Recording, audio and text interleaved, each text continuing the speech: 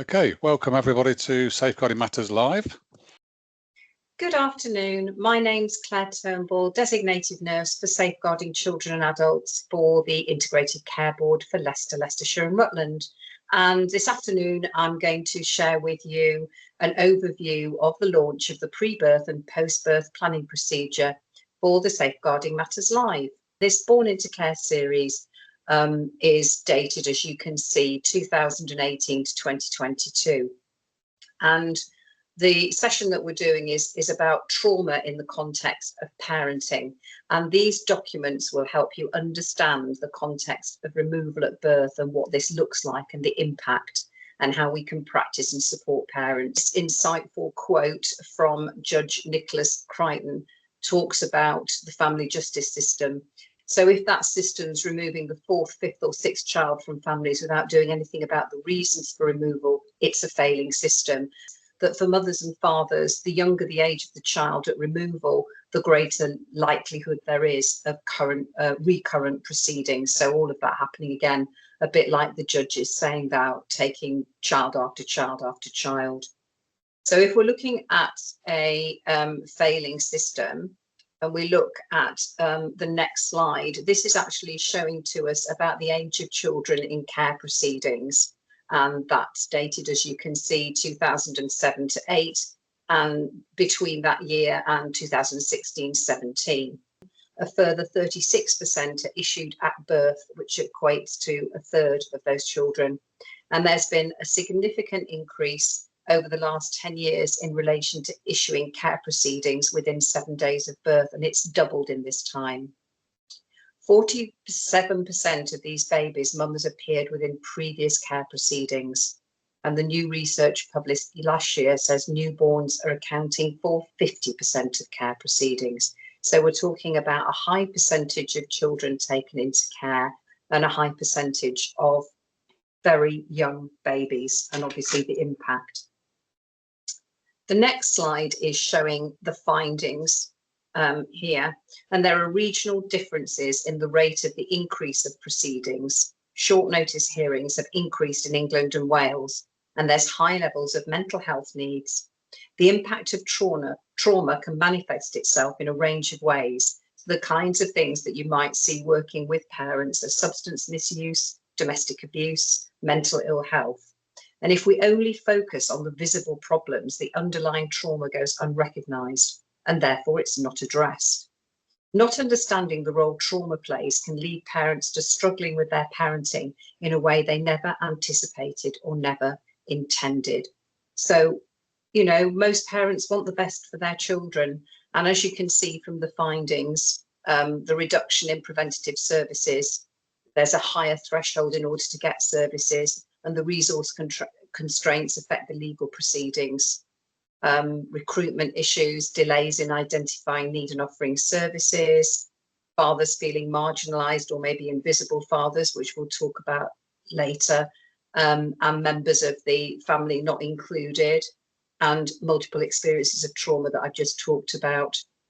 And there's also the position on the ward. We'll talk about all those areas as time goes on. So the timings of proceedings and the impact on bonding between those parents and the child, and the limited choices and impact of returning home without the baby. It's 1 in 4 mothers, so that's 25%, is at risk of reappearing in care proceedings following an initial set of proceedings, and that's within 7 years. And the experience of repeat proceedings is the greatest in a short period of time, in the first 3 years. And an interesting area of the prevalence is that 1 in 8 fathers in England is at risk of appearing in subsequent care proceedings within 5 years. So it isn't just the mothers, it's the fathers as well. And 50% of the babies subject to care proceedings within 2 weeks of birth are the children of mothers who've had previous children subject to proceedings within the last 5 years. The other thing to note is there are marked regional differences in the rates of reoccurrence, so it can be very different in different parts of the country. Many parents have experienced significant and multiple adverse experiences in their own childhoods. Used to be called ACEs, they're still called ACEs in some areas, and they're likely themselves to have been in the care system as well as children. Complex and unresolved trauma and the sort of phrases that are used about parents, hard to engage. And so this can lead to a misdiagnosis of emotionally unstable personality disorder, but actually what those parents are presenting with is multiple and complex trauma. So it's a traumatic event in itself, as I imagine that everybody would understand, particularly removal at birth or shortly afterwards when somebody's just had a baby and is in a very vulnerable position at that time. It exacerbates all sorts of parents' problems. So what can happen, and in interviews that we've had with parents locally as well, parents can lose benefits that they weren't expecting to, and housing, and tend to be suspicious of services and be of suspicion to services because of what's happened to them, being judged by what's happened to them. And evidence of complex grief, which I think is shown quite well in this cartoon to our right here. And the status of parenthood, they're still parents, and potentially ability to parent again. And the contact with the children living elsewhere is also important, and important to that baby if they've got siblings or half siblings as well.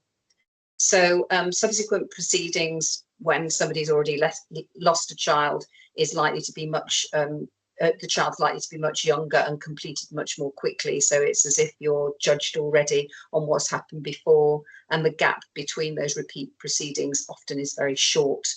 And children in second and subsequent proceedings are more likely to be adopted than children in index proceedings. So there's a sort of escalation, if you like, and adoption is more likely than other orders to lead to further sets of proceedings, and then problems with pre-birth assessments. So there's a lot to consider there with the impact of removal. The pre-birth audit that took place in 2023 to influence the procedure development. So a group of babies were identified for review, and that was based on cases where both parents or one parent had had previous children removed from their care. And there were 12 cases that were looked at, different organisations that were involved. So 3 local authorities, the district council, UHL from the point of view of maternity, the National Probation Service, where there were cases where families were involved with probation. There was living without abuse, where domestic abuse was a significant factor, and the Integrated Care Board, the GP records, and Leicestershire Partnership Trust, and also Turning Point, where substance misuse services were used as well. So there were positive examples of work, but there was room for improvement, and that was from all services really that we looked at.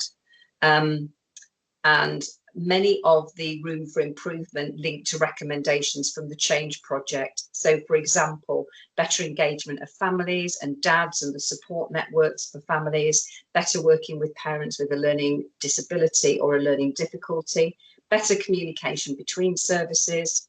And the Audit and Assurance Group are monitoring the recommendations from the audit, and uptake of multi-agency procedures was one of these, and also using things like the neglect toolkit and the domestic abuse toolkit. So that's a summary of the pre-birth audit. What I also wanted to cover now is our local reviews and the cases that have happened in Leicester, Leicestershire and Rutland. So the local reviews that influenced the development of the procedures. There were 4 cases across Leicester, Leicestershire and Rutland where 5 babies died between 2020 and 2022. And obviously that was over the COVID-19 period and lockdowns, etc. as well. And of those cases, there was some patterns of lifestyle and behaviour that were recurrent. So these women were homeless or had a recurrent housing issue or temporary housing. They had issues of substance and alcohol misuse, and some had been involved in sex work and used sex work to support their drug and alcohol misuse habits. And in all those cases, there were rapid reviews undertaken, and in one case, a local child safeguarding practice review, and still that is not published. And then we also had a baby that died in 2021. A mum was known to have had learning difficulties, and a rapid review was undertaken in that case. And then between 2017 and 2021, there were 2 babies who died one in 2017, one in 2021, and there was neglect seen in both of those cases. So all the learning from those local reviews have been used to improve our procedures. And obviously, as well as the national work, it's useful for people to know about the local work.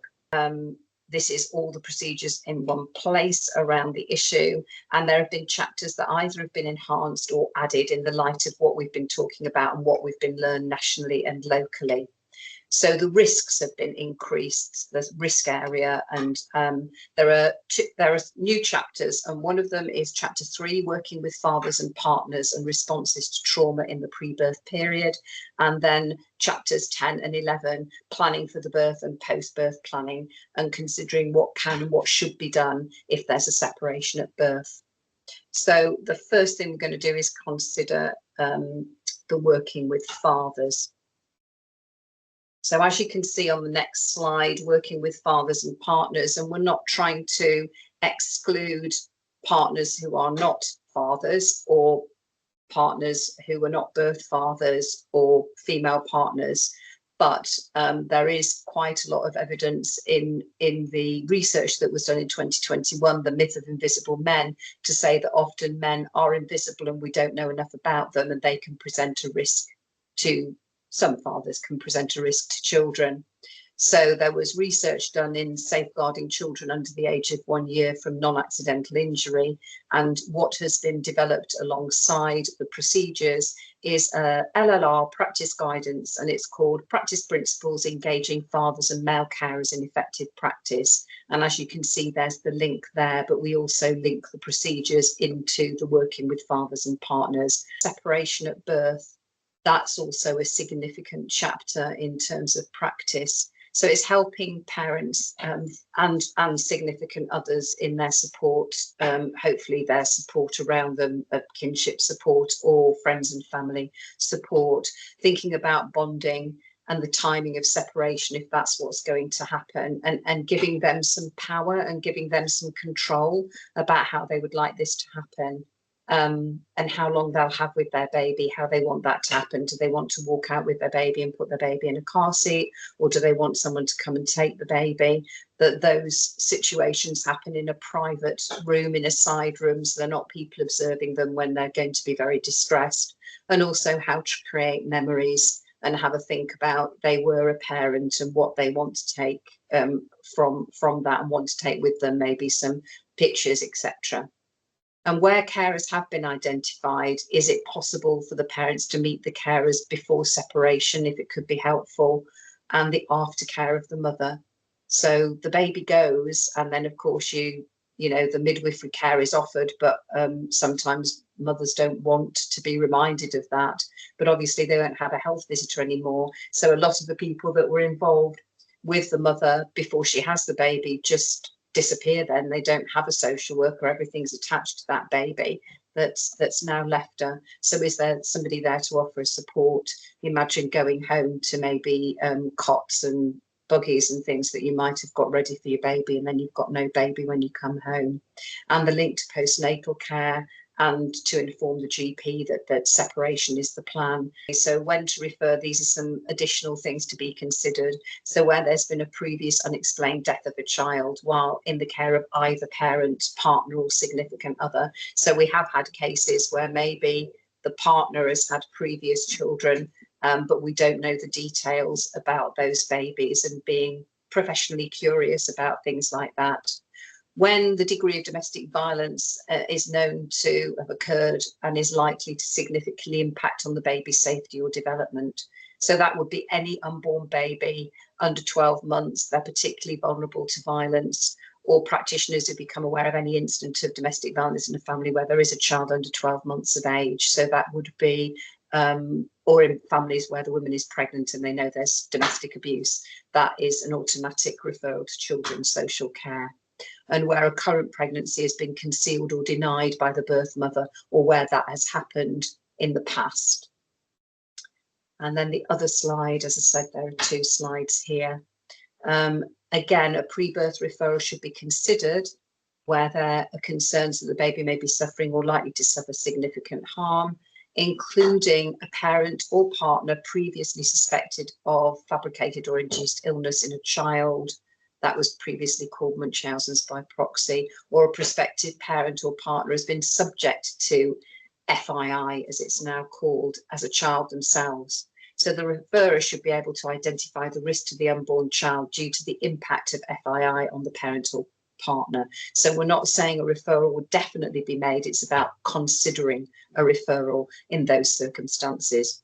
And concerns that the parent or the partners are rejecting medical advice or treatment which might place the unborn baby at risk of significant harm.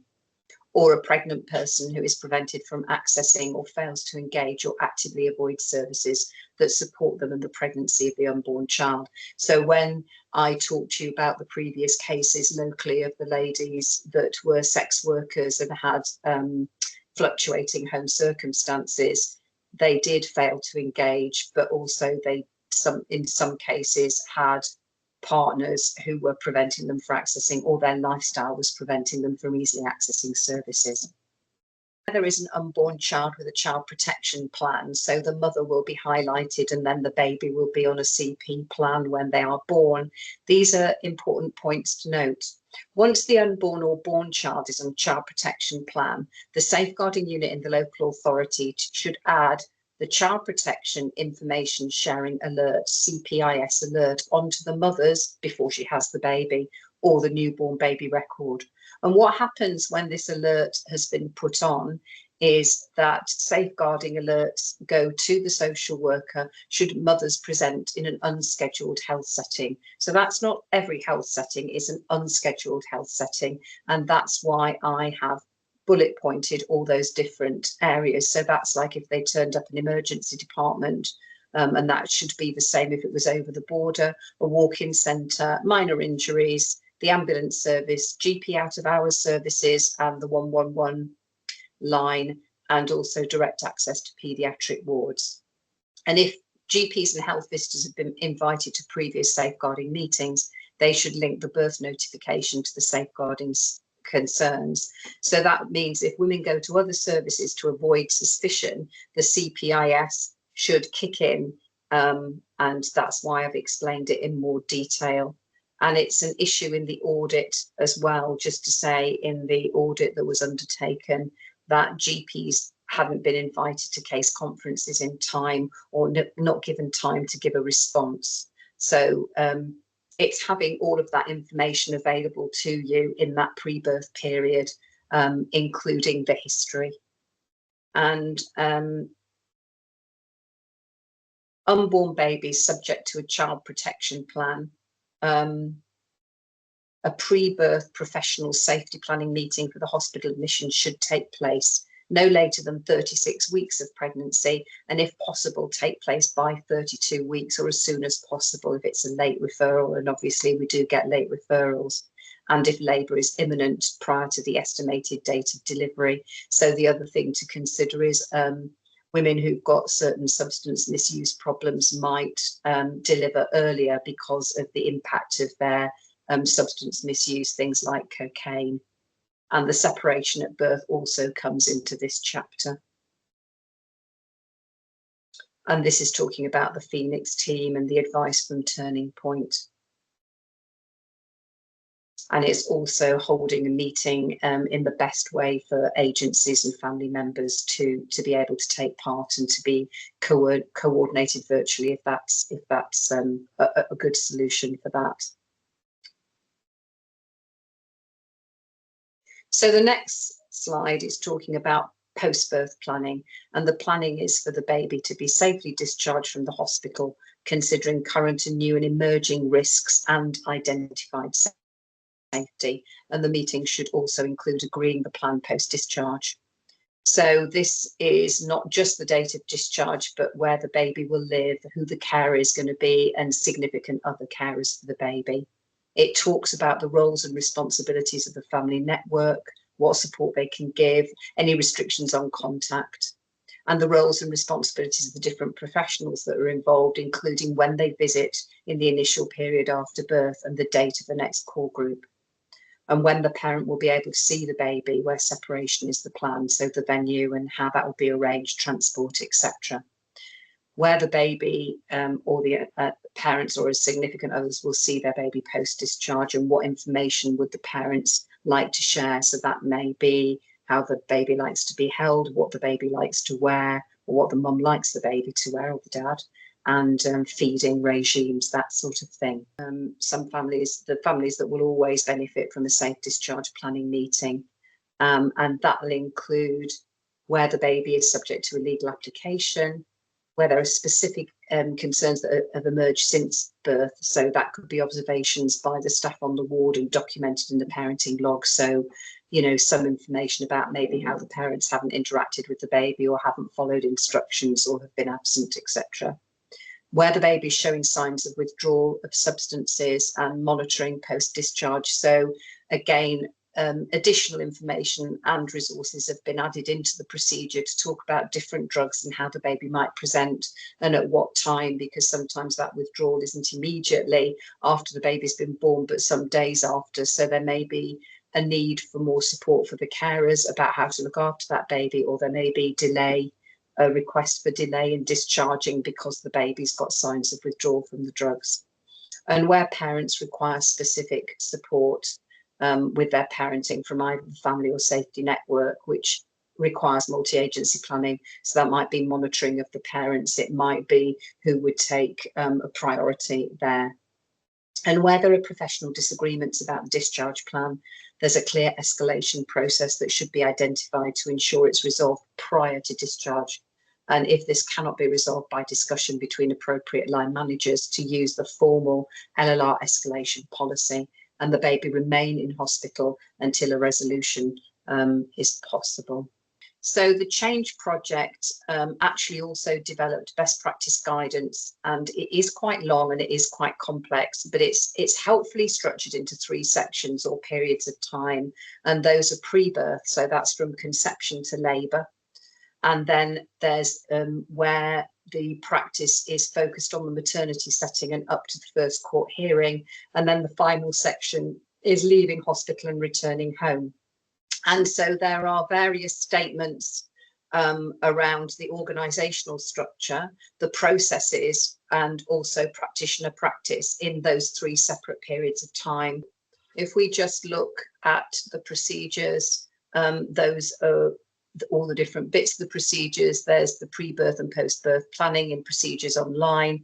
There's the pre-birth pathway. There's the disagreements, the information sharing, children and families that move across boundaries. Obviously, for babies that are born in Rutland, they can often be born in another area, say across the border in Lincolnshire or Nottingham, for example. Then there's the non-accidental injury, and the practice guidance and principles of working with fathers, like we talked about earlier. And then other resources also include videos from research and practice. So if you wanted to know more about the Change project, you can have a look at those and the background. SUDI information, safe sleep resources, the ICON website. And then in particular, this is a useful document, risk of harm to children in your household. So that's giving guidance to parents about how to keep drugs and alcohol and other substances safe and away from children, and risk of harm, which is quite useful. And then the whole research and practice talking about parents who are disengaging and reconceptualizing non-engagement in terms of a trauma-informed approach. Thank you very much for your time. A joint effort, a joint presentation from Alison Taylor-Prow, who's from the ICB. She's the designated professional for safeguarding adults across Leicestershire and Rutland, and also Javiria Shirazi, who's the safeguarding team leader from Leicestershire Fire and Rescue Services. So I'll hand over to those. Thank you. So I'm known as Jab within Leicestershire Fire and Rescue Service, and what I just wanted to really talk to you about was just the referral pathways that we have within the service, within Leicestershire Fire and Rescue Service, and what we potentially are offering at the moment as well. So this is hopefully something that you've all seen before, and this is a national framework that we all use. So all fire and rescue services within England, Scotland, Wales use this framework, and whenever you do make a referral, please try to use this as a guide in order for us to determine the fire risk. So if it is within the red, so if it's a 7, 8 or 9, that does warrant an automatic referral to adult social care as well as to the fire service as well. We would ideally like referrals coming in when you have concerns around 5 and or 6, but please do ensure that if it is a 7 or a plus, it should not just be the fire service we're making those referrals to, as it needs to be a multi-agency approach. Try to make contact with the GP as well as adult social care, as then we can collectively try to work with the person involved in hoarding behaviours. And just so we're aware, if it is 7 plus as well, we do not always need consent for those referrals coming through as well. Could I have the next slide, please, Martin? Now, this is one referral that we received, and I've obviously blocked out the person's name and identity, but if we look at the concerns, the only information that we received for this one referral was this person is hoarding newspapers in the property. This poses a fire risk. And that's all we're sometimes told with these kind of cases that we get. And I can completely appreciate that they are very complex, and sometimes you do have resistance from the person when you are making a referral. But when we actually visited the property, this was what we saw. If I could have the next slide, please, Martin. So what wasn't mentioned was, so first of all, we know that there's a lot of newspapers in this property. It did say within the previous slide that this person is hoarding a lot of newspapers. But if I can ask you, Martin, to click on the slide first, if that's okay. What wasn't mentioned was that this person was using a halogen heater as a source of heating their own home. So when we do have people that do have hoarding behaviours, they do find it a struggle to heat up their room. And what you do find is sometimes people are using only one room to heat up their room. So what wasn't mentioned at all was they were using a halogen heater. If you wouldn't mind clicking it again, please, Martin. And that there were lighters present, and this person was a heavy smoker. During the course of me actually visiting this gentleman in this one property, and he has consented for me to share this photo, there was a spoon that was wedged in between those newspapers, and he was actually using a spoon as a source of an ashtray. So we can appreciate the dangers that are involved, the high fire risk, and I'm not expecting anybody within this room today to be fire safety experts, but let's just try to observe a bit more, and so that we can share that information, as when we are reading this referral, we are effectively reading it behind a screen. So as much information as you may feel is relevant or not relevant, please do share that so that we can build a picture when we are receiving those referrals as well. So there were lighters evident in this one picture as well. What we couldn't see was the alcohol cans that were on the floor in this one premise. So this person was a heavy drinker as well. And these are the information that we were not told when we did get this referral come through. Yes, they all have an implication to high fire risk, but the drinking and the smoking just heightens the risk further for us. The halogen heat is a source of heating, especially in autumn, winter time. We could possibly look at other avenues to make sure that this person is warm but safer in their property as well. And finally, what was not mentioned was the, yeah, Martin, if you wouldn't mind clicking, is the clutter rating as well. So please try to just give us an idea of what the clutter rating is.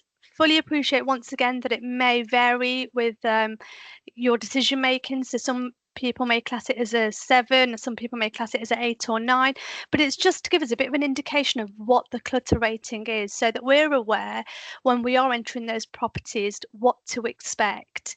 So just a bit more information would really, really help when we are trying to make those healthy safeguarding referrals to all partner agencies as well. Now, what's been identified during my time as working as a safeguarding lead for the service is that there actually isn't enough support out there for people with hoarding behaviours. And what we've done within the fire service, it's been ongoing for nearly 2 years. We've created a hoarding peer group within the service. Martin, if you wouldn't mind clicking the next slide for me. Now, this is a group that's run on a monthly basis, and it's on the last Wednesday of every month. And this group is literally just there to offer a bit of support to people that do have hoarding behaviours, as it's been identified that there really isn't much support out there. Now, we've got a healthy number coming to this group, and what we do is we just have open and honest conversations about their feelings, about the challenges that they face, and try to kind of break down those barriers as well. So it's at a city station on the last Wednesday of every month, and it's at 2 till 3:30. If you do know that anybody who is hoarding would be interested in coming to this group, please do drop me an email, and it's a safeguarding inbox, the safeguarding email that's at the bottom of this leaflet, or by all means contact the fire service and ask for Jav, and I'll be more than happy to have a conversation with you. And the reason for that is because it can be very hard for somebody who has hoarding behaviours to almost accept help, to go and talk about their problems and challenges that they have. So we try to have a meet and greet where we meet somebody outside and welcome them in, and also to try to make it as easy as possible for them to have conversations. Sometimes when people come to these groups, they don't want to say anything, they just want to listen, and that's okay. Sometimes people come and they want to almost talk about their problems and everything all in one session as well, and that's absolutely fine. It's led by them, and we don't like to almost label people. So what we've called the group is My Space at My Pace, and that's something that they decided to name the group as well. So the purpose of the group then, if you wouldn't mind clicking the next slide, Martin. The purpose of this group then is for the people to talk about the day-to-day challenges, is to combat loneliness and to empower them to be able to speak, to be able to share their daily struggles, to be able to feel comfortable and confident talking about hoarding behaviours, and just normalising the lifestyle that they have. Yes, there are risks involved, and we do talk about that, but almost trying to make them feel comfortable about talking about their struggles, as it's not a comfortable conversation to always have.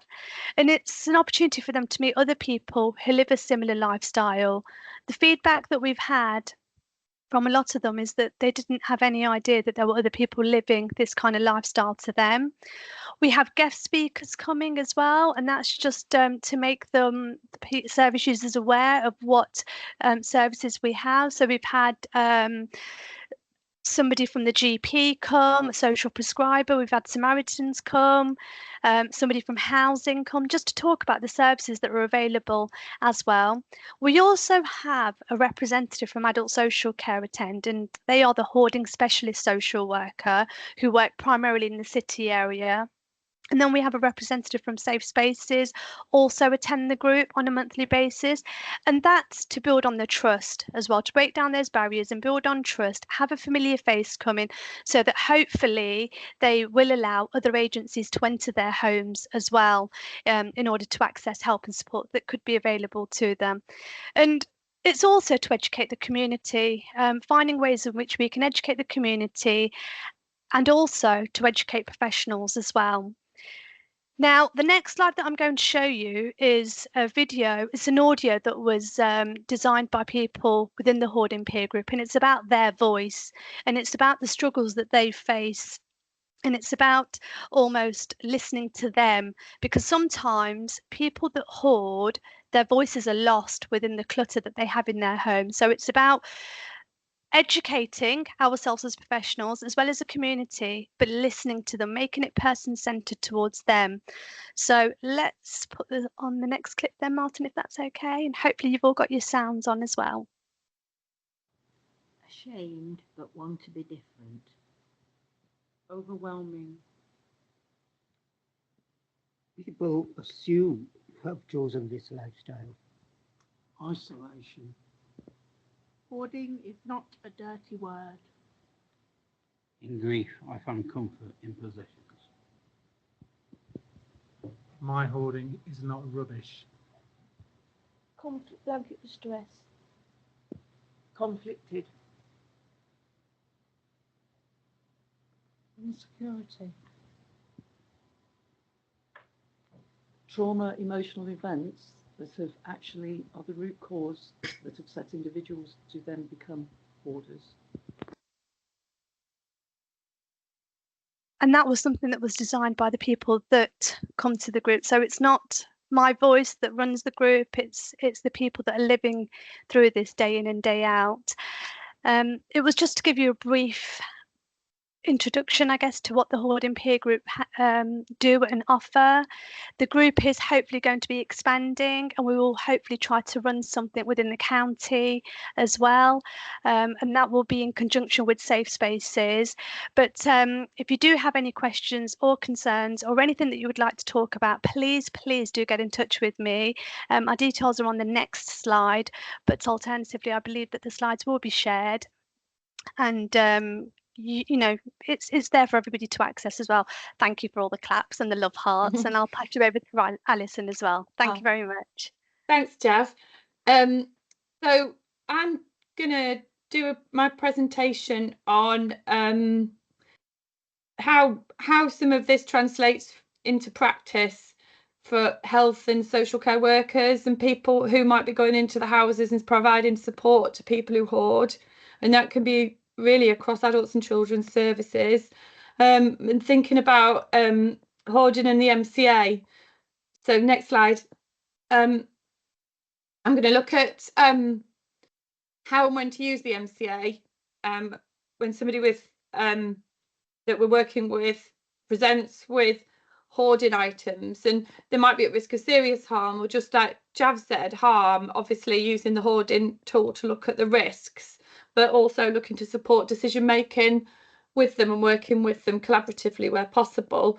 So there's some case law that from 2022 that I'm going to talk about, and then think about this in practice and some of the other factors that will impact on our thinking around these cases. Next slide, please. So AC and GC was a case that was heard in the Court of Protection. There's a link to the judgment, which is, as ever, long. So I've just pulled out points, really, that we can look at today quite briefly.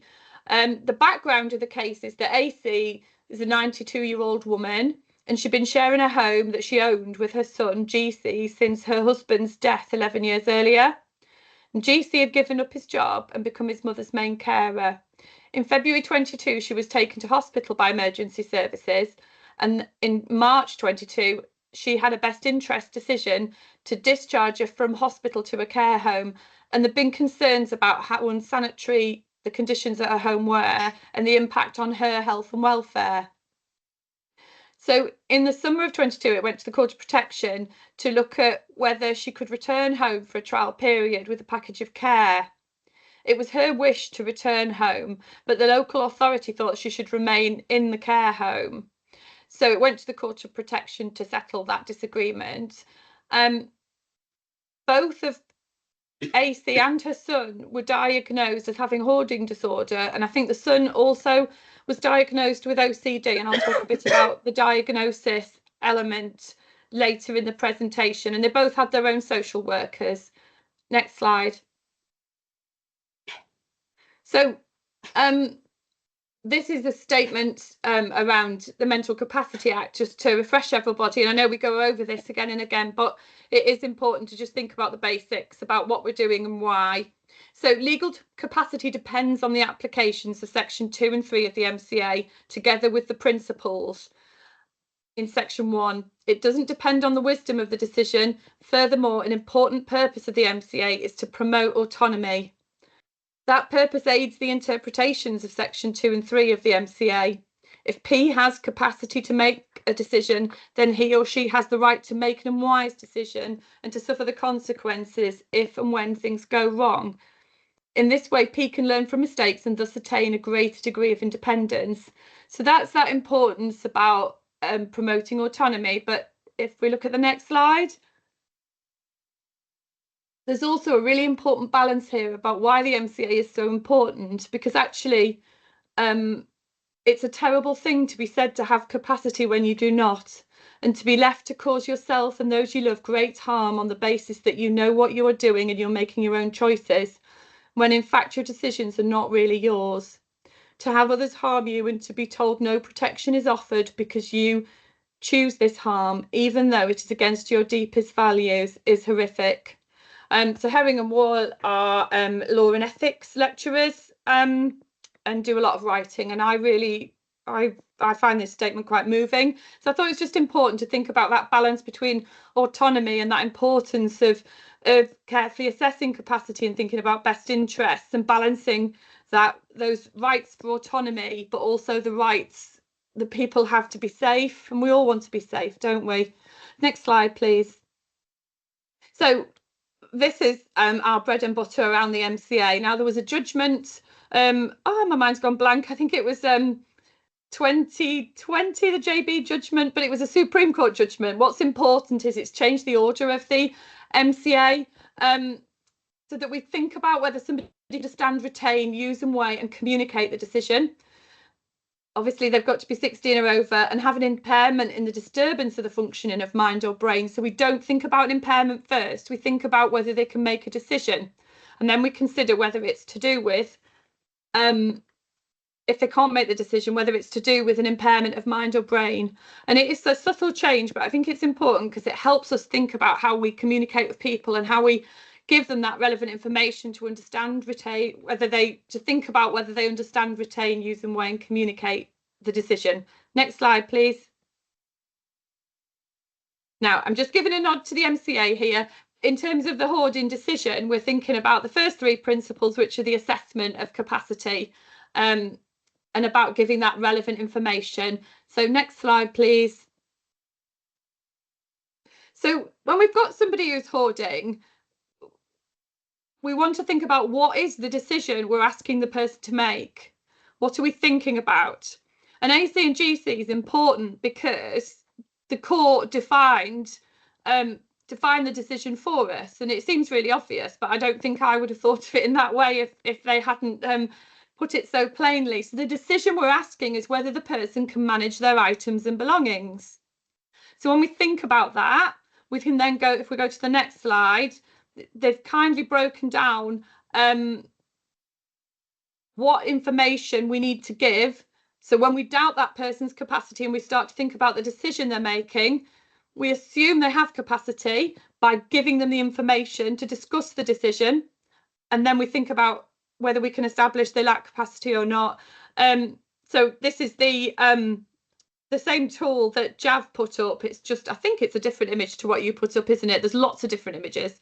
So you might doubt a person's ability to decide how to manage their items and belongings at any stage in this, but this is just helping you reflect on when you might start to question that. And as Jav said, it would be a definite concern in that lower range, the 7, 8, 9, but perhaps it might be in the other layers as well, because people start hoarding, don't they? They don't just accumulate lots of items very quickly. Generally, it happens over time. Next slide, please. So I won't read out all of this. It's available in the judgment, and then I think if the slides are coming out, when we're thinking about the relevant information, they identified 5 really important points. So the volume of belongings and the impact on the use of rooms, and then it talks about what that could look like when we're discussing that relevant information in terms of the impact of those belongings on how somebody can use the rooms in their house. So is it reserved to just one room? Is it in several rooms? And how much is it affecting the use of those rooms? You know, I've known of cases where people can't use their kitchen, can't use their bathroom, and then safe access and use. So again, like that photo, well, the photo I'm showing, and then the photo of the newspapers and the risks around that, was there access to living areas, but also access to exits in an emergency. Next slide, please. And then the creation of hazards, which is then how are the hazards, what are the hazards and what's the potential? So can somebody use the toilet? I've known of people using the fireplace as a toilet because they can't use their toilet because of hoarded items. The impact on health and safety in the kitchen, an ability to have a healthy diet, safe diet. You know, can people access the fridge, the cooker, and is that safe? I've known of people storing gas canisters and living above chip shops where there's a lot of there's a lot of heat generated as well. So, you know, it's dependent on the environment, but that creation of hazards is critical. And then next slide, please. The safety of the building in general. So that's internal and external. Sometimes people aren't able to take care of the external areas of the property, and it can have an impact on inside and outside, and also impact on others. And then there is removal and disposal of hazardous levels of belongings. So, you know, consideration of whether the person is able to use and weigh, particularly that the removal and disposal of the hazardous items, and that can be a really difficult one for people who hoard, especially if there's a really profound emotional attachment based on trauma. So these are the points that the court really broke down as the important points to consider when you're looking at somebody who's hoarding items. Next slide, please. So those practicable steps, in this case, work was undertaken over years, and I think the case had been to court a number of times. Both parties or members of the household had social workers reflecting the care and support needs, and I think they worked individually and together with them to support them. And then the fire service had been involved, and again, that practicable steps in terms of giving information. I'm certainly not an expert on safety in the home, fire safety, and the impact of stored items on safety and all the different elements of safety it can affect. You know, I've known people not maintaining boilers or trying to maintain them themselves. You know, there's lots of risk factors, and we can't be experts in everything. So really, it was, in this case, the judge commented on the collaborative multi-agency working and how well it was done, and the importance of the therapeutic relationships, and then that analysis of the risks that the multi-agency have identified. Next slide, please. So again, when we're looking at the Mental Capacity Act, we're then thinking, if we think somebody can't make the decisions, so they can't understand or retain or use and weigh or communicate their decision, if there's an inability, then it needs to be related to an impairment in the functioning of mind or brain. Now, that doesn't need to be a diagnosed condition, and you can have reasonable belief. So if you see somebody who's never seen services and not engaging with services, which is the case often in primary care, and that's what I see in primary care, they've not got any sort of known mental health problems or conditions, but they're self-neglecting or hoarding, particularly to a really significant level. It is reasonable belief that you might think that they're not able to make the decision. Next slide, please. So there is a diagnosis of hoarding disorder, and while we might not be able to make that ourselves, you know, we're not psychiatrists, and the GP might need to refer the person to mental health services. It's helpful to have just an understanding that there is a disorder, and there are defined symptoms of that. So that can help, that knowledge can help us be alert to the signs of somebody experiencing hoarding disorder.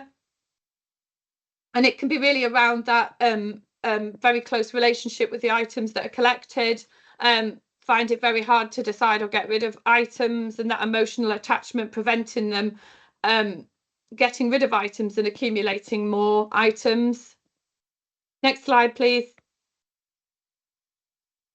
So there is a link and a commonality between OCD, obsessive compulsive disorder, and hoarding, and this slide just highlights the overlap between the two disorders. They are distinct and separate, but there is an overlap. So we don't need to worry too much about conditions that people might have, but it's just being alert to these facts, really, and thinking about it if we do come across somebody in the community, especially if they haven't been reviewed by mental health services. Next slide, please.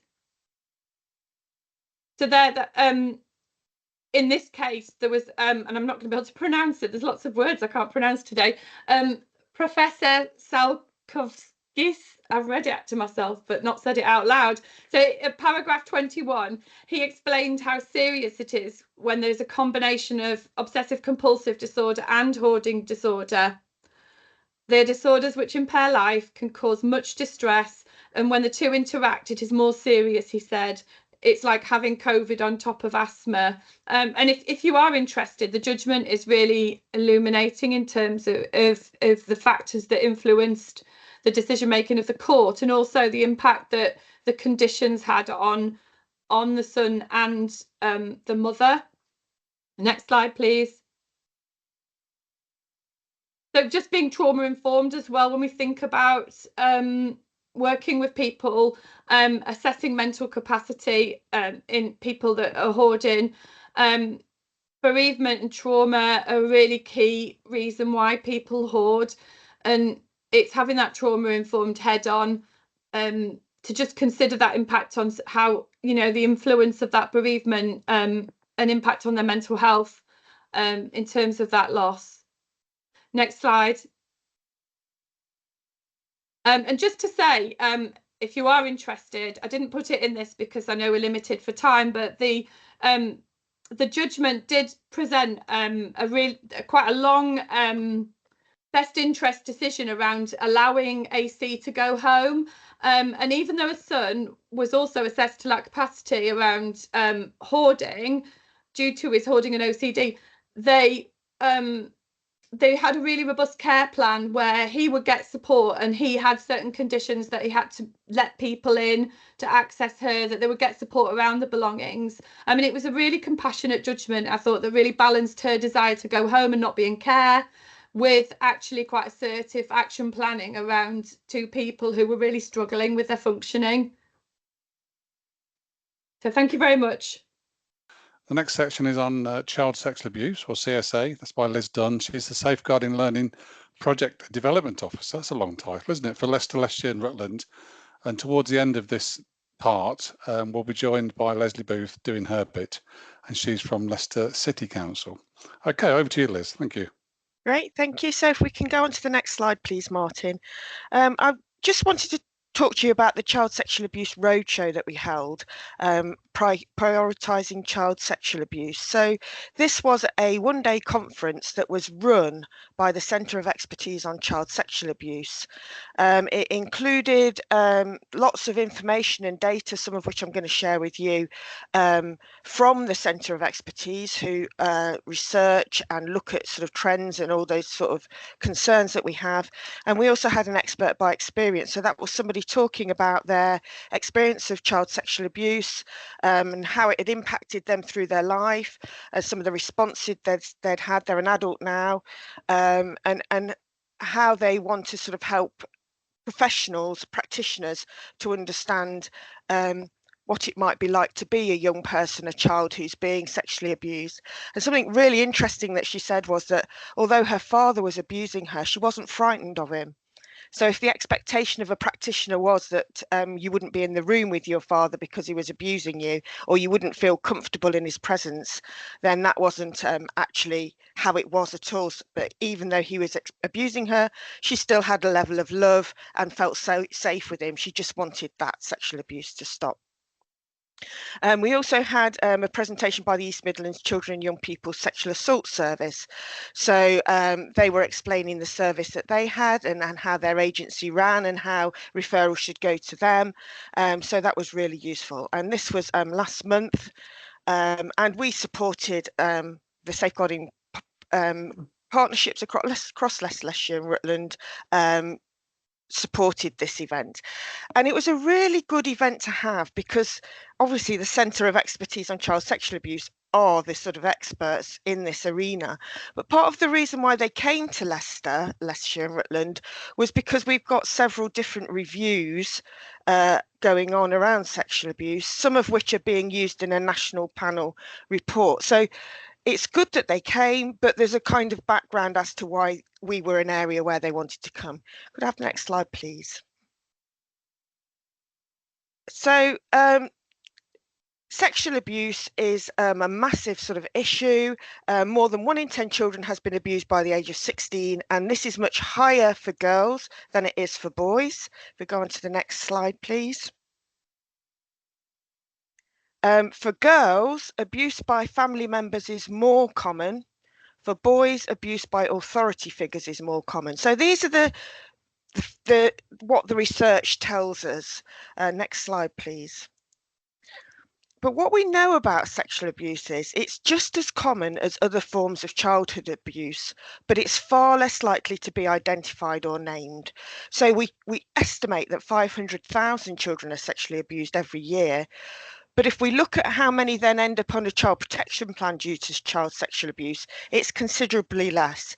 And we estimate that figure because of adult survivors who tell us about their sexual abuse in childhood. So we know, that's why we know about that there are more people, but it doesn't come to light so readily as other forms of abuse.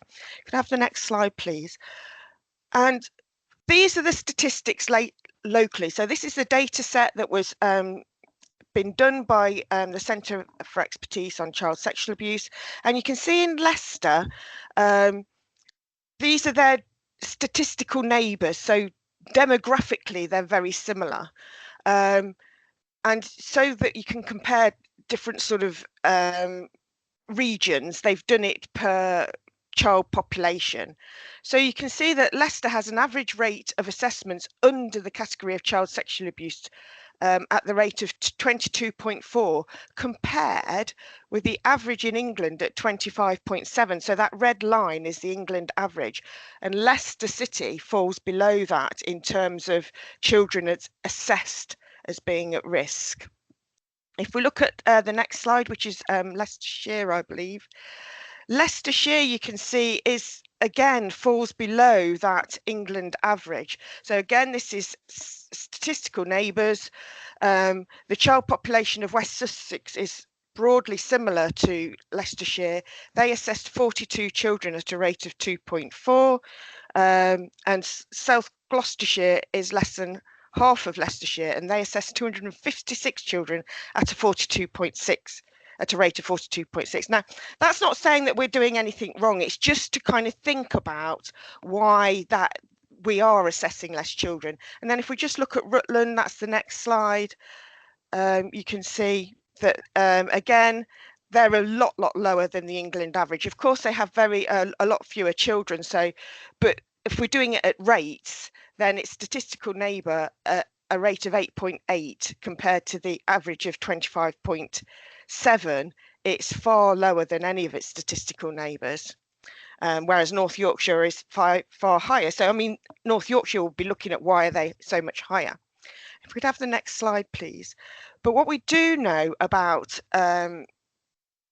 child sexual abuse, both locally and nationally, is that professionals rely too heavily on children to verbally disclose.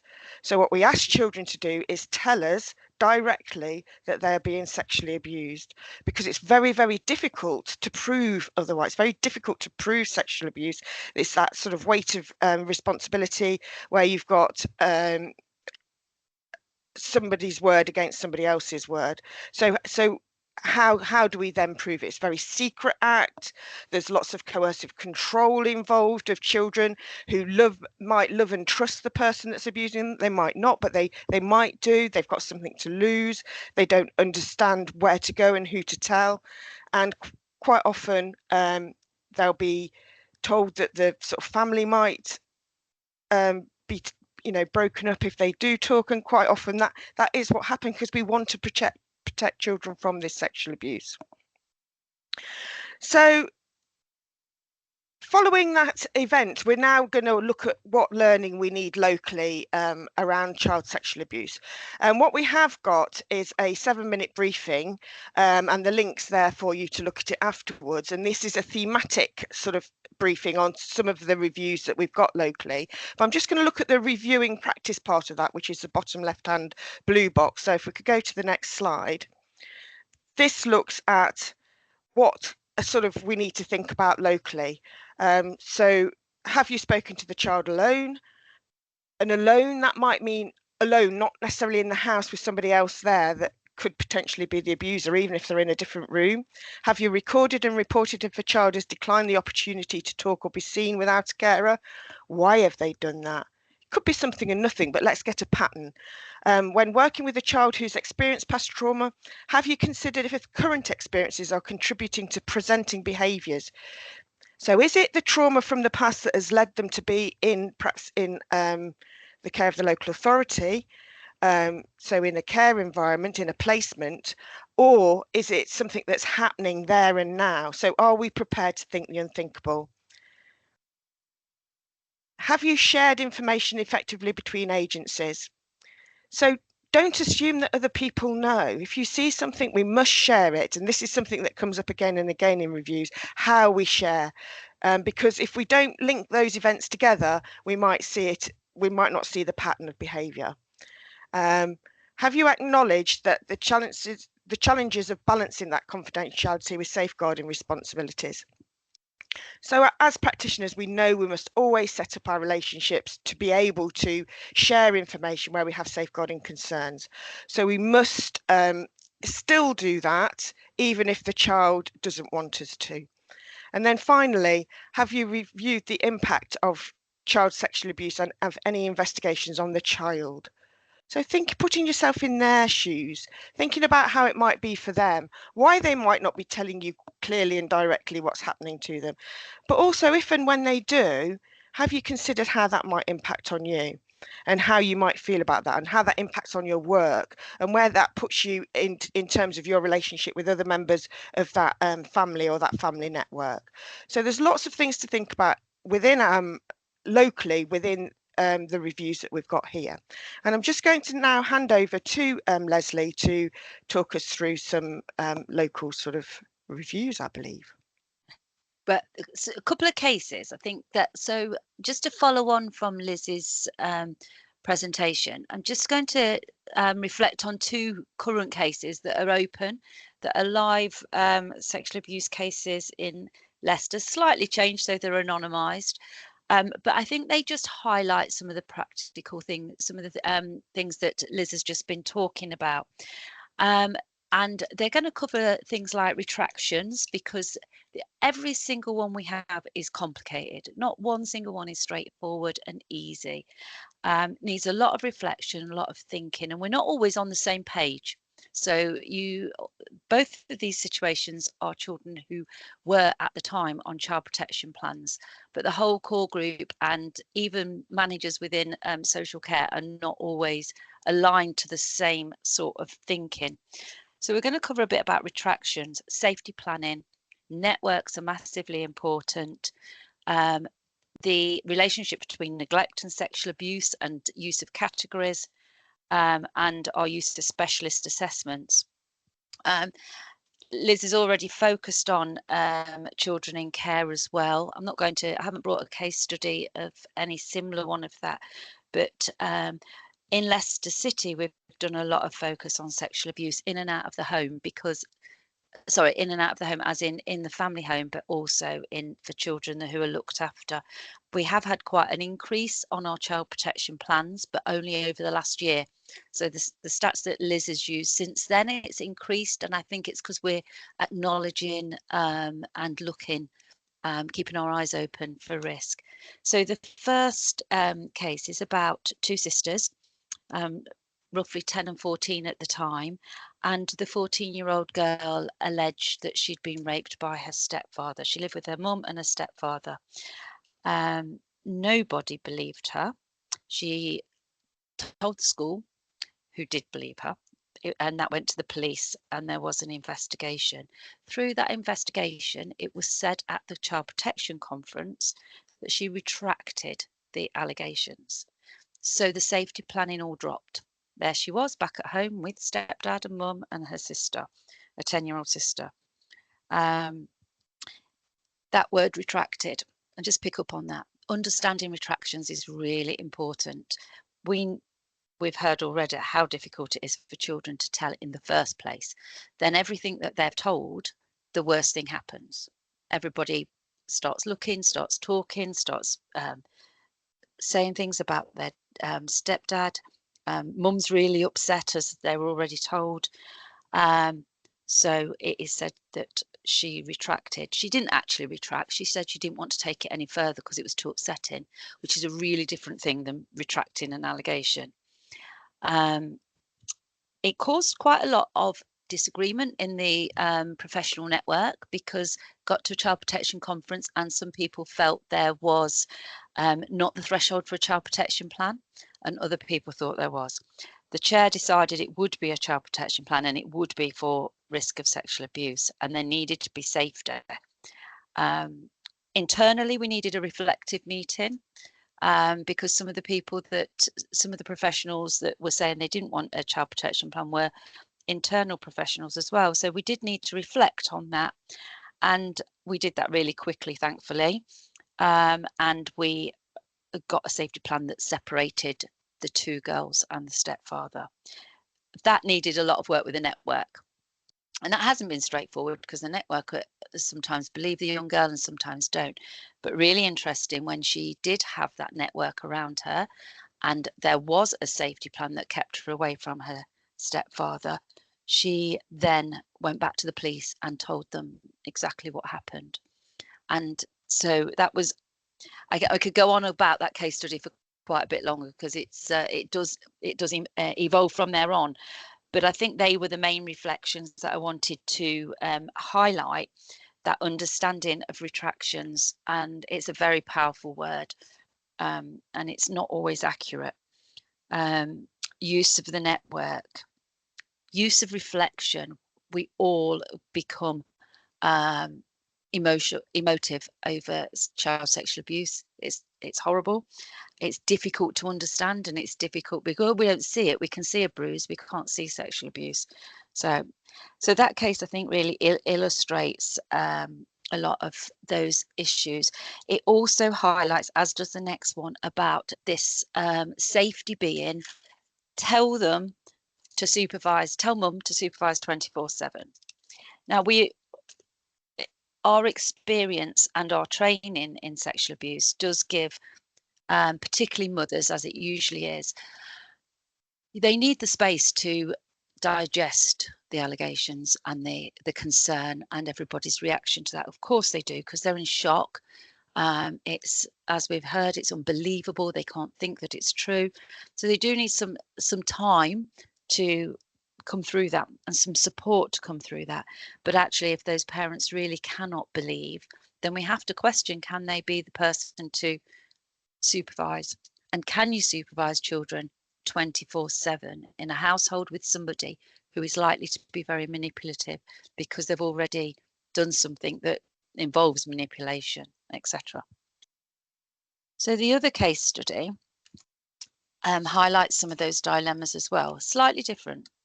We had 3 children arrive in Leicester with their stepfather. Well, 3 children, sorry. The stepfather was a stepfather to the 14-year-old, and then the 3 and a 1-year-old.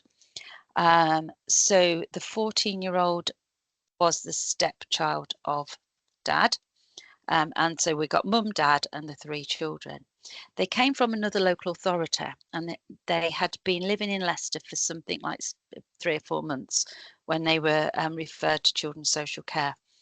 Father had been imprisoned for 4 years for grooming through to full rape of a 13-year-old in another local authority.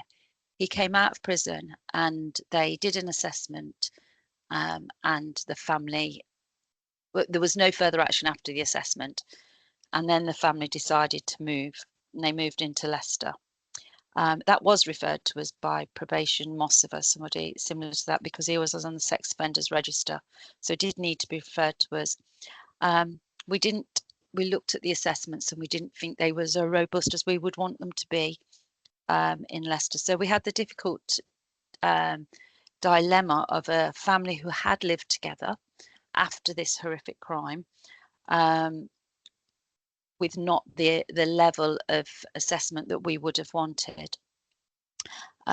So we decided that did need to go through the child protection processes and went to a child protection conference. That also brings in the dilemmas and of safety planning. So what do we put in a safety plan for a man who is already living with these children and has done for some time? No obvious difficulties there, but a mother who's got very young children and a teenager.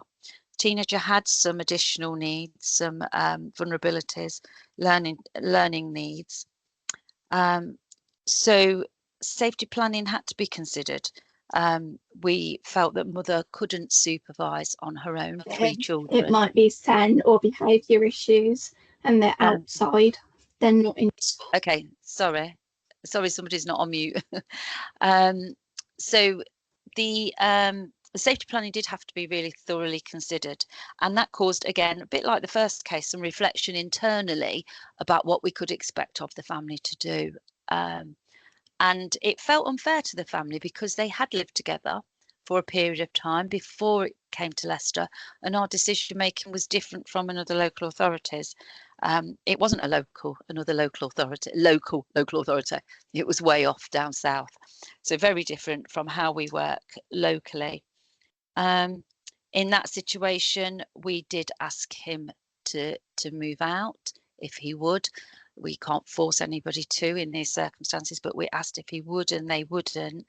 And so we had to have a compromise with the 14-year-old living elsewhere at the same at different periods of time. So there was a combination of a safety plan that supported more the safety for the 14-year-old at this point. Not that we were ignoring the safety of the younger ones, but the risks seem higher given that he had groomed through till full rape of a 13-year-old previously. We also needed our own specialist assessment of him that we could commission, and we needed to use networks. So we needed to go against the family's wishes and share his information with other parts of the family so that they could be vigilant and they could understand what the risk was, as well as the 14-year-old herself understanding that risk.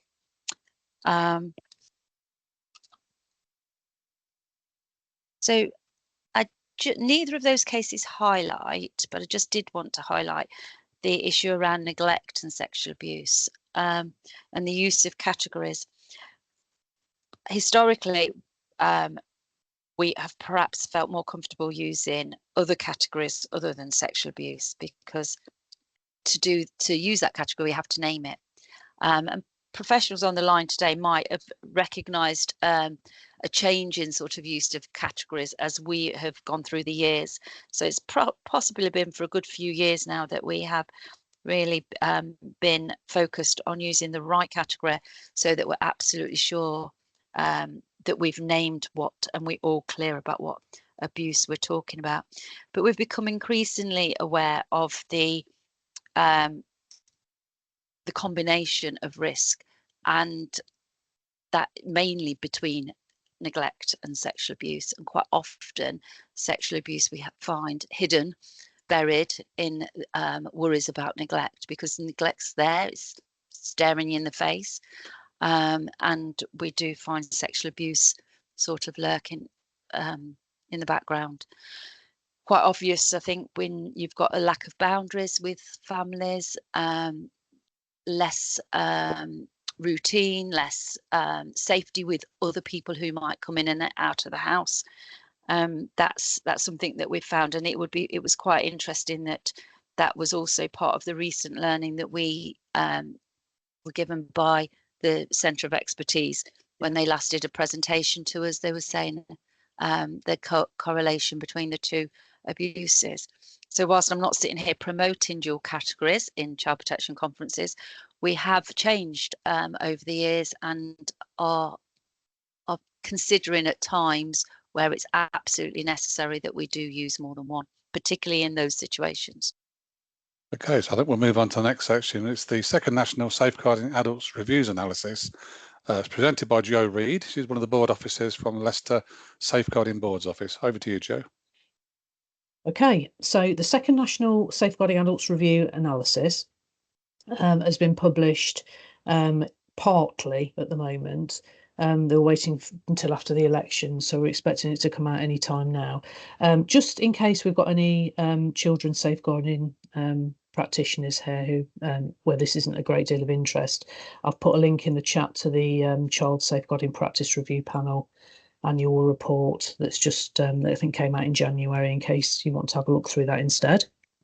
So just to confirm about the criteria the Safeguarding Adults reviews. So they're under Section 44 of the Care Act, and the boards have to conduct a SAR where an adult with care and support needs has died or they've experienced serious abuse and neglect, and the board knows or suspects that the death resulted from abuse or neglect, and there's reasonable cause for concern about how the board, members or others have worked together to safeguard the adult. So quite strict criteria there. There's also another section underneath where a Safeguarding Adults Board can actually choose to conduct a review of any other case where an adult in its area has needs for care and support and doesn't have to necessarily satisfy some of the other criteria above. Next slide, please. Okay, the purpose of a SAR, so it's for learning and improvement. So to identify lessons to be learned from what happened and to apply the lessons to future practice. So also we don't want to apportion blame or hold practitioners or organisations accountable within that process. There are other processes available to do that. Next slide, please. Okay, so this analysis looked at 652 Safeguarding Adults reviews between April 2019 and March 2023. And the most common types of abuse reviewed were self-neglect, which came up in 60% of the reviews, followed by neglect and acts of omission, which is 46% of the reviews, followed by domestic abuse, 16%, physical abuse, 14%, and financial abuse, 13%. Next slide, please. Interestingly, this differed to the types of abuse that come up under Section 42 inquiries. So neglects and acts of omission are the most frequent ones reported there, followed by physical abuse, then financial, material abuse, and then psychological abuse. Next slide, please. Okay, so good practice was identified, most commonly noted risk assessment and management, and then applying the principles of making safeguarding personal. So there's a little bit more under there, but I won't go into that in any more detail. Next slide, please. Okay, so I'll do a couple of these. So the practice shortcomings that were identified were around poor risk assessment and risk management. And that was in 82% of the cases they looked at, followed by shortcomings in mental capacity assessment. So you'll note that the boards have got mental capacity out training, which we're running at the moment, which if you haven't already enrolled in, then please give us a shout and we'll see if we've got any spaces for you. Followed by lack of recognition of abuse and neglect, and then shortcomings in making safeguarding personal. A few others underneath, but I won't go into those in any more detail. Next slide, please. Okay, so the key messages that came out of the analysis. Firstly, risk assessment. It's got to be explicit and comprehensive. It's an essential component of practice, as is a focus on proportionate risk management. And they've noted that it's vital that practitioners pay close attention to mental capacity and carry out capacity assessments where indicated, particularly where individuals disregard high levels of risk to themselves or others. Also, where there might be concern about executive function, for the an example being acquired brain injury or alcohol dependency. So they're quite complex areas, we're aware. And there is some training that we're going to be offering later in the year about more complex areas of mental capacity. Next slide, please. Okay, and then basically noting that there are so many complexities around adult safeguarding, illustrated by the long list that they gave us of some of the practice shortcomings. And they've noted that practitioners have to be confident and competent across a wide range of knowledge and skills. And they've highlighted quite heavily about the personal qualities that practitioners bring to their work. Compassion, kindness, care, empathy and sensitivity, all the soft skills, all noted as good practice, along with the commitment, dedication, professionalism, skill and diligence of practitioners.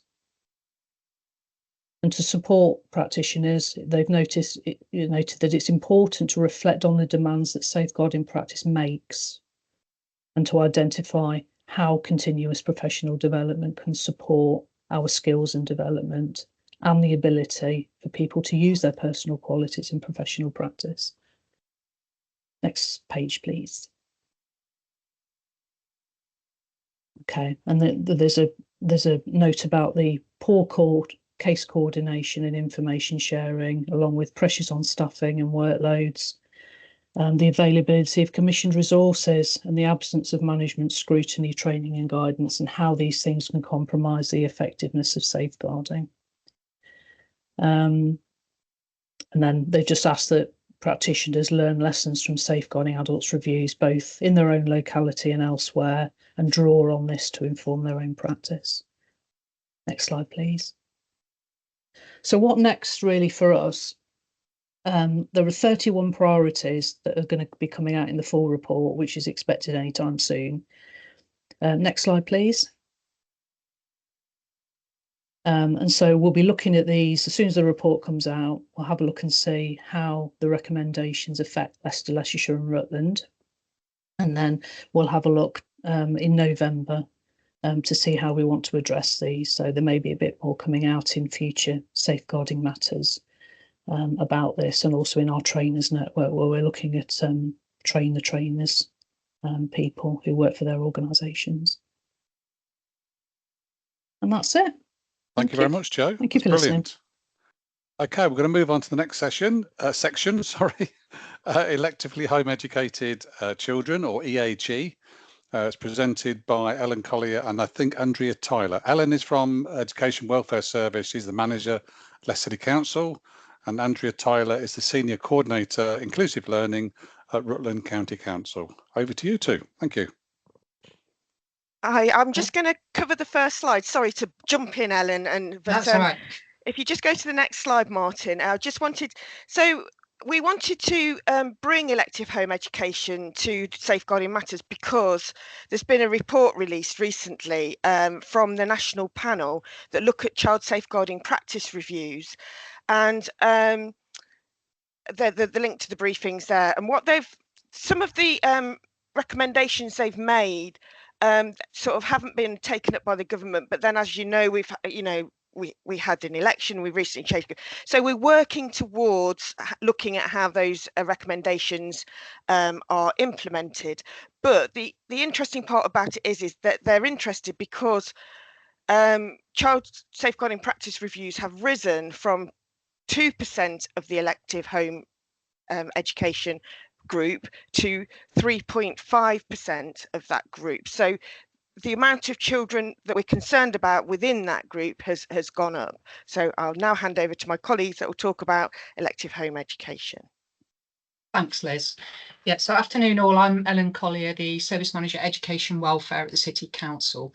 So I'm going to run through some of the basic information about home education, and then myself and Andrea are going to talk about what happens locally. So our models are slightly different.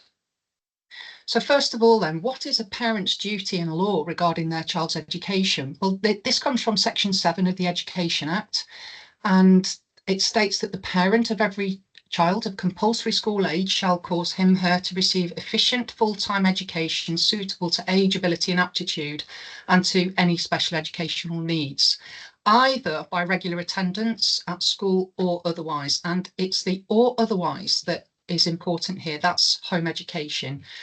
We normally refer to home education as EHE for short. And if I can just set the tone right from the start here, a lot of home educating families are doing a really good job. In the city, we have home educating community amounting to what would be a small secondary school, actually, of children who are home educated. So a lot more children than there used to be. And lots are doing a very good job, but there are a small number, a small percentage who are of significant concern. And there is, just to reassure colleagues, quite a bit of contact between education welfare and our social care colleagues. So next slide, thank you.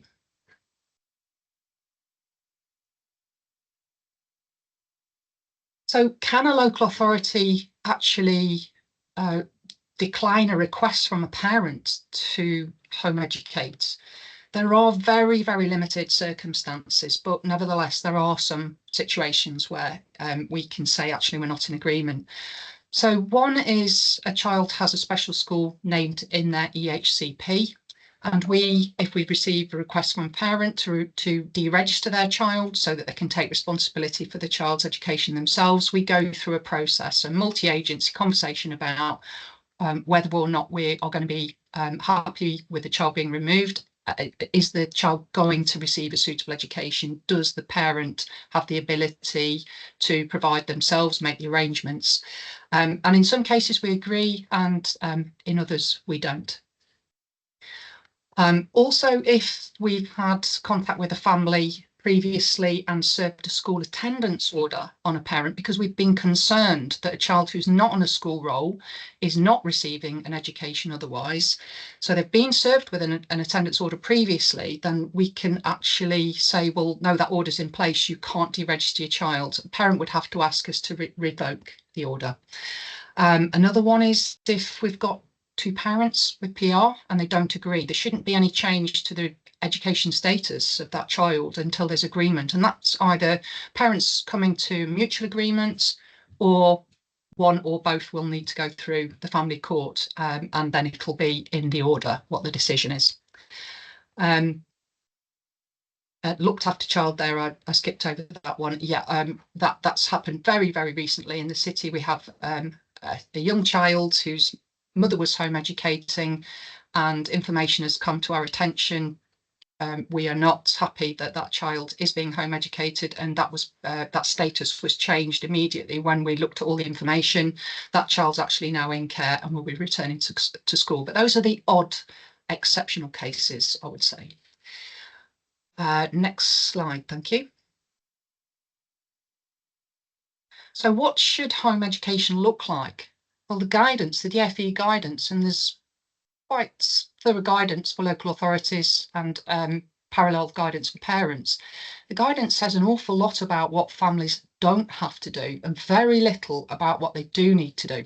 So home educating families don't have to keep to school hours, have a timetable, follow the national curriculum. It can look very, very different. But there is some case law which is helpful in that it concludes that unless maths and English is being taught, that children are progressing in maths and English, then it can't be suitable.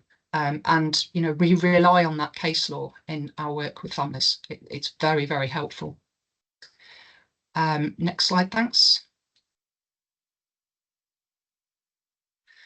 So what's the local authority's duty? Well, actually, it doesn't come from a law on home education. It comes from the regulations around children missing from education, children who are not on school rolls. And so local authorities have this duty in the Education Act to make arrangements to establish the identities of children who are not registered pupils at a school and are not receiving a suitable education otherwise. And that's where our powers come from. So where a parent advises their child is home educated, and where the education the child is receiving, our view is that it's not suitable, that child is considered to be a child missing from education. And we then have a process that we go through, which culminates in a school attendance order, which I've already mentioned being issued. So that's an order that is issued to parents whose children are not on a school roll, and we are not satisfied that the child is receiving a suitable education. And actually, until a home educating parent, a parent who says they're home educating, we're not satisfied the child is actually receiving suitable education, until we serve that order, that is the first point at which a parent is compelled legally to engage with us. So as you can imagine, all local authorities are busy trying to encourage parents to engage with us and share information, and that can be a tension. But there was this High Court decision, Goodred versus Portsmouth City Council 2021, which is really helpful again. So that was a High Court decision that confirms that local authorities are entitled to ask for information. Next slide, please. So the Home Education Register, those who've kept abreast of the developments in this area may have heard about the register. It's something that has been delayed and delayed and delayed, but we are expecting progress, hopefully, with the new government, that this is pushed through. The will is definitely there. It seems unthinkable, doesn't it, to have children who are home educated and none of us know anything about them. It doesn't seem right. It's been subject to consultation after consultation, and my guess is that it will become law. But just to say that where we know about a child who's home educated, you know, just the fact that their child's never been in school, we do follow our normal processes. Once we know about them, they're effectively on our list of home educated children. I would say it's difficult to tell what difference therefore the register will actually make, because how many children will we find out about them and how will we find out about them? And I think it's going to be interesting to see the detail of that once they regulate for it, assuming they do. And the next slide, thanks. So safeguarding. When a good few years ago now, our colleagues in social care realised about the lack of powers and duties around home education, we were having quite a lot of contact with them and making sure that in their decision making, in their plans, they were not putting, for example, closing a plan saying this child will be monitored by the home education team, that there's no powers or duties to go into a home, to see a child, to see the learning environment. You know, we are lacking in powers around home educated children, and making sure that safe decisions were made about children who are home educated. That happened some time ago, and we do regularly update colleagues, make sure that any new social workers, for example, know that. And again, the first point at which parents are required to satisfy us by law about the education they're providing, it's when there's a school attendance order. And it's only DFE guidance that parents should respond to our requests for assurance. You know, so DFE are very proactive and encouraging parents, but unfortunately there's no powers. Operation Encompass there, children who are on school rolls where there's an incident, schools will receive the Operation Encompass notification. Same with home educated children, and also children missing from education who aren't on a school roll, not home educated. So I get those emails as schools receive emails for children on roll, and then we consider the information in the police report to decide whether or not it impacts on our decision about suitability of education and if anything else needs to happen on our part. In terms of information sharing, data sharing, so health data for 5-year-olds, working hard with colleagues to get that back in place. We started to receive data about all 5-year-olds known to health.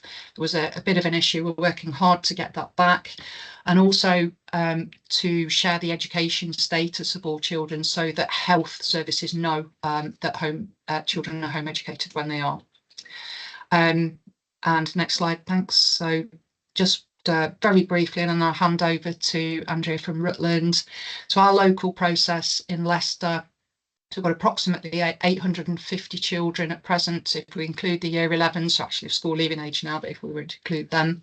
But also a lot of turbulence in the city, in the home educating community, families in and out of independent schools, maintained schools, home education. So there's well over 1,000 in any given year period now. That's a link to our home education website on our Leicester City Council website. And in the city, we use a process of discussions and reports with parents to determine if the education they're providing is suitable. So that starts off usually with an education welfare officer conversation with a parent, sometimes in the home. More usually it will be a telephone conversation with an attempt to speak to the child, also to seek their views. Parents won't always talk to us though, I should just note. We then ask them for a plan. What is it that you're going to do for your child in terms of supporting their education? And then we ask for a report. The 6-month point, DFE guidance suggests annually. We think that's too long. So after the 6-month point, we ask for a report at the 12-month point, and then annually thereafter. And we can't be prescriptive about what we want to see from a parent. We have to be very open to anything that they're willing to share with us. The slide there is Liz, slightly wrong. The higher executive officers, sorry, I didn't spot that. It's home education officers. We have some home education officers in the city who have a teaching background. They're the ones who look at the examples of work, the reports, etc., and tell us if they're satisfied that the child's receiving a suitable education. Work very closely with education welfare officers. So I'll hand over to Andrea now. Thanks, Ellen. Sorry I missed the very start, but I was here, promise. So obviously everything that Ellen said previously is relevant to Rutland. It's just the actual process itself that's slightly different. We've got just under 50 families home educated at the moment, so obviously much smaller numbers, but obviously we've got a much smaller population overall, so it's relative. Same again, we use process of discussions, reports, meeting with parents where they'll meet with us around deciding whether the education is suitable or not. Once we've got that decision or intention to home educate notified to us, that's usually by school, but we do have families sometimes moving into the area and they will tell us themselves that they're going to home educate, or we'll get notifications from other local authorities to tell us that we have children moving in who are being home educated.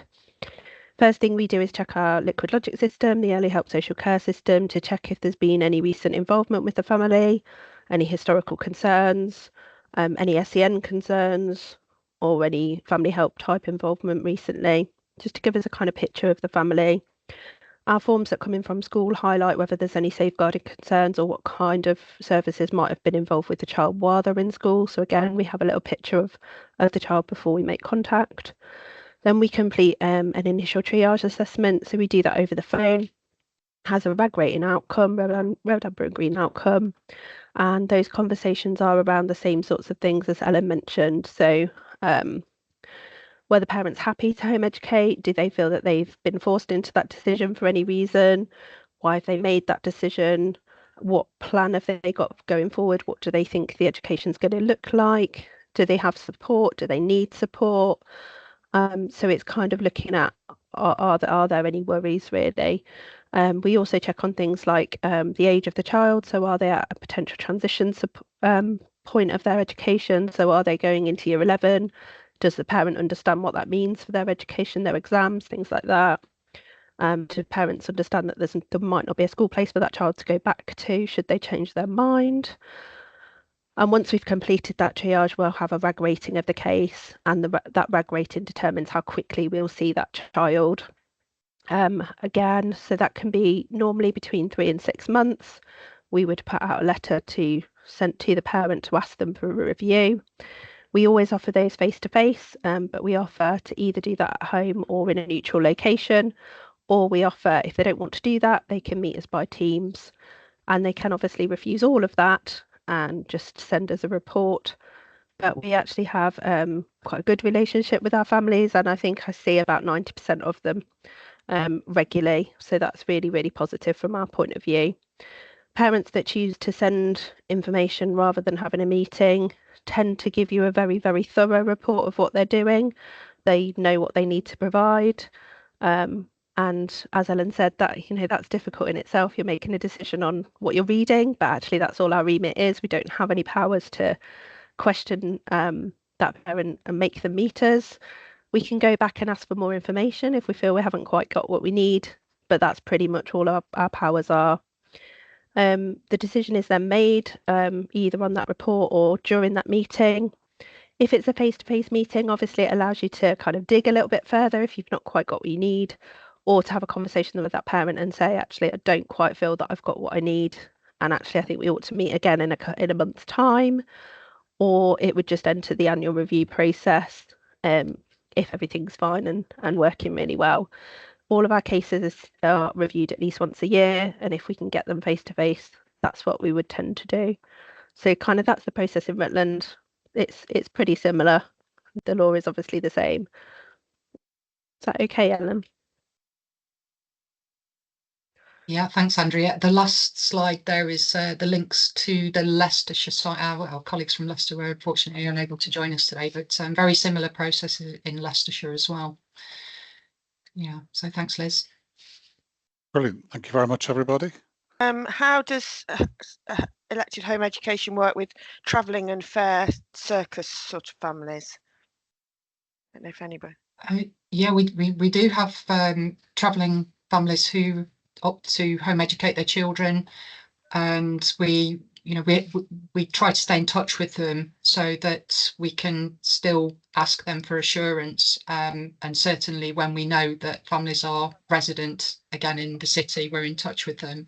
So it can be a little bit more tricky in terms of not knowing exactly where families are sometimes, but yeah, absolutely they do, and it's exactly the same. If we're not satisfied, then we'll go through that process of resulting in school attendance order if necessary. And then what I didn't say is failure to comply with the school attendance order is actually a criminal offence, and then we have court cases based on that failure to comply.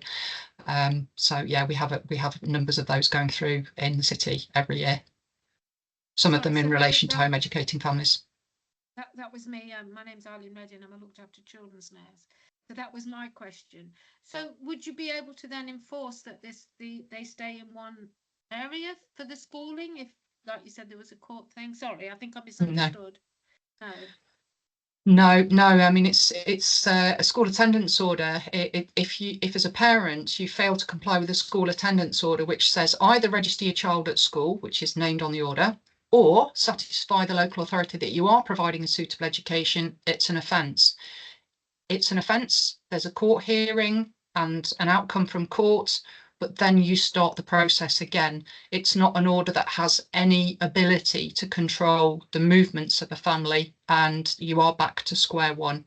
Yeah, so it's not a perfect tool by any means. Thank you for that. Okay, any more questions?